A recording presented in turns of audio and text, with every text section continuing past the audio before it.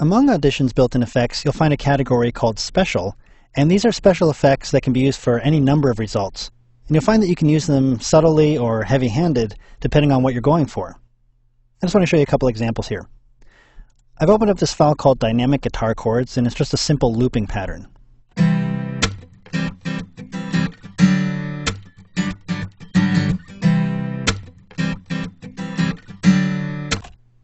So this is an acoustic guitar, but maybe for my project I need it to be an electric guitar. Now ideally you would be able to go back and re-record the guitars playing an electric guitar.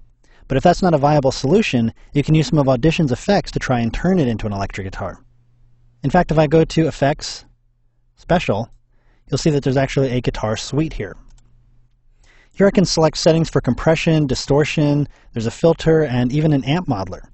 And there are some presets I can choose from to get started. Now the default setting is going to sound a little harsh, so adjust your headphones and speakers accordingly. But I'll go ahead and play this now.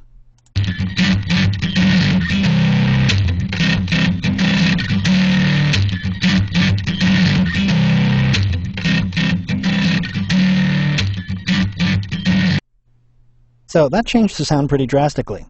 Depending on the preset you choose, you'll see that some of the modules are turned on or off.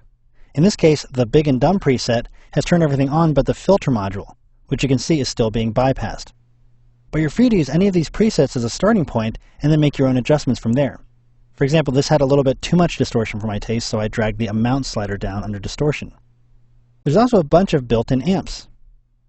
Maybe I'll switch this to Classic British Stack, and I'll play that. This mix slider lets me determine how much of these effects are applied to the file.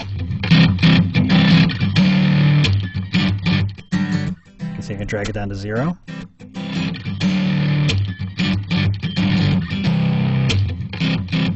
Kind of like how it sits there.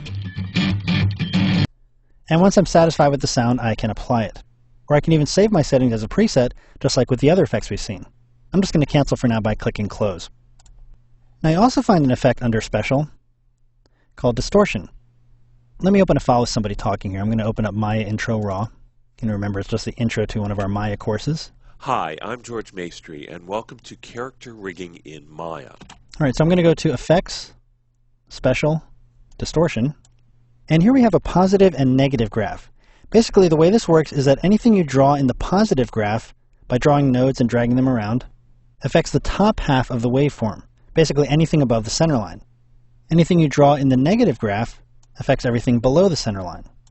And you might use an effect like this to simulate a blown-out speaker or a recording that was recorded way too loudly. In this course, we're going to look at Maya's character rigging tools, as well as how to use those tools to create your own rig. We're going to start off with the basic introduction of rigging theory, and then we're going to... I think it kind of sounds like a radio station that hasn't been quite properly tuned in. And of course, you have some presets you can choose from. I'm not going to select any of them here because most of them really increase the gain of the audio, and I don't want you to have to mess with the volume of your speakers or headphones anymore right now.